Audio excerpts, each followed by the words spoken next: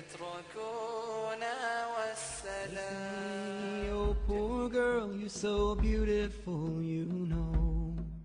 It's a shame that you cover up your beauty so that I have no stranger has a right to see. These long clothes, the shawl I wear ensure my modesty. This hijab, this mark of piety, is an act of faith, a symbol for all the world to see.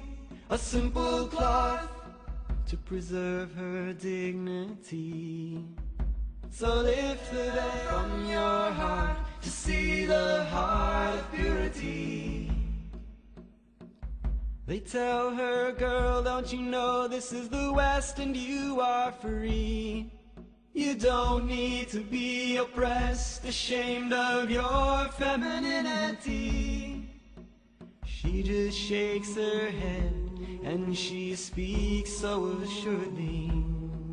See the billboards and the magazines that line the checkout aisles with their phony painted faces and their airbrushed smiles.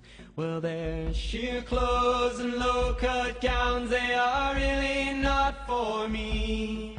You عن العيون لن تفي جفني تنام. إني أحبك يا أخي في الله لا أخشى الملام. اليوم نترككم ولكن صوتكم في الأذن دام. صوتكم في الأذن دام.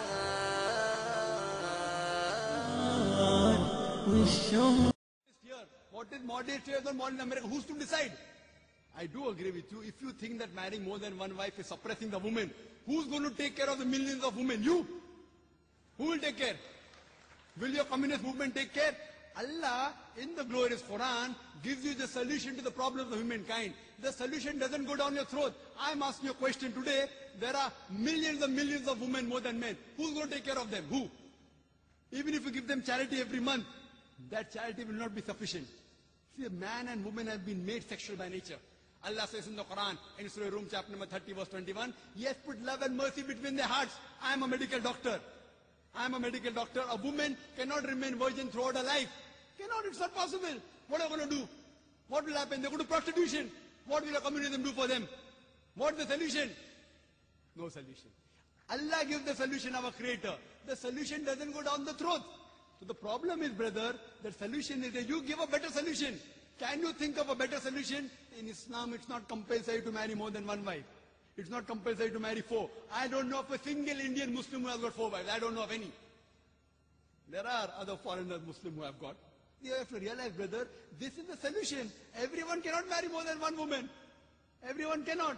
But certain men who can do justice between the wife, Allah has given them permission. If they can do justice, what is troubling you? I don't understand. Where are we suppressing them? We are uplifting them. The so-called modernity you're talking about. You know, in America, one of the most advanced countries, these Americans who talk about that Islam degrades the woman, do you know, out of those people accepting Islam, today Islam is the fastest growing religion. Out of those people accepting Islam, 2/3 of the people are women. If Islam degrades the woman, then why are the American women accepting Islam? Why are the American men accepting Islam? I invite every woman here, every non-Muslim woman here, to stand to the side when we leave here and talk to a Muslim lady.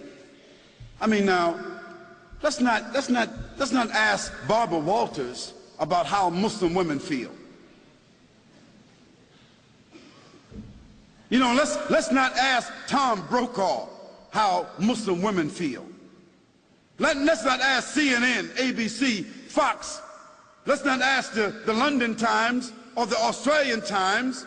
Let's not ask non-Muslims about how Muslim women feel, how they live, what are their principles, what are their challenges. If you want to be fair, ask a Muslim woman, Ask my wife.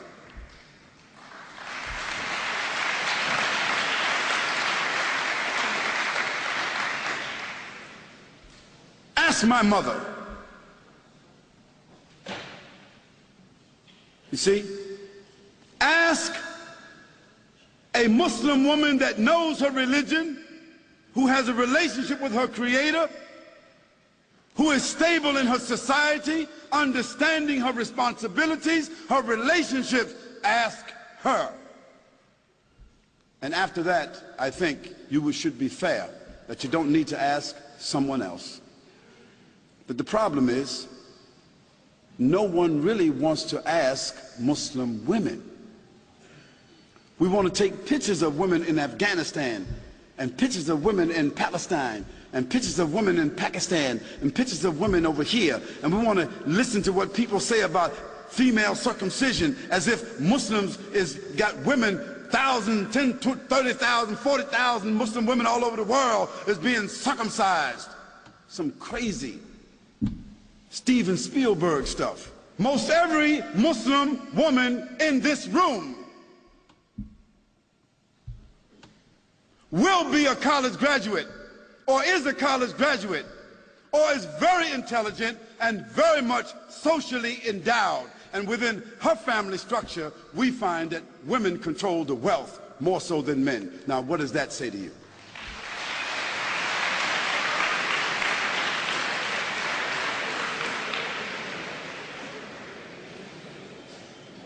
Now, where you find women oppressed, women exploited, women mistreated among Muslims, that is because those Muslims themselves are not representing the principles of the religion. And in every religion you've got black sheep. And again, you can't tell me that the 148,000 prostitutes that walk the streets in the UK, or the 76,000 prostitutes that walk the streets of Holland that have licenses to do so, you can't tell me that all these little young naked little girls walking around Australia with no clothes on, you can't tell me that they represent liberation. You can't tell me that the 2,350 abortions, murders that take place with these young women, you can't tell me that that represents sophistication. You can't tell me that that represents liberation. You can't tell me that a naked woman sitting on a chocolate bar, a naked woman selling everything, toothpaste, everything, you can't tell me that doesn't represent exploitation. So let's put things in context.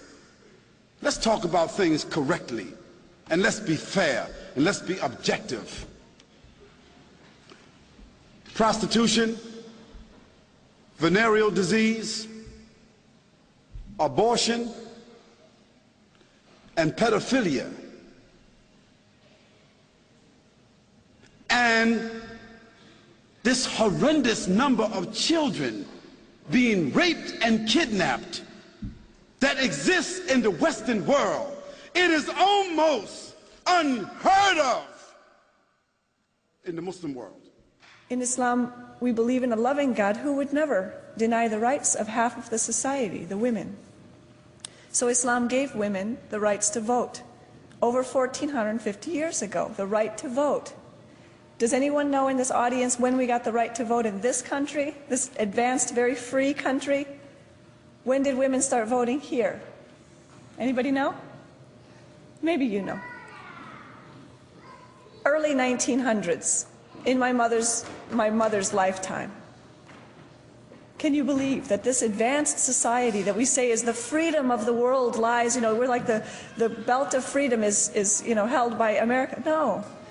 Women couldn't even vote until my grandmother was of voting age.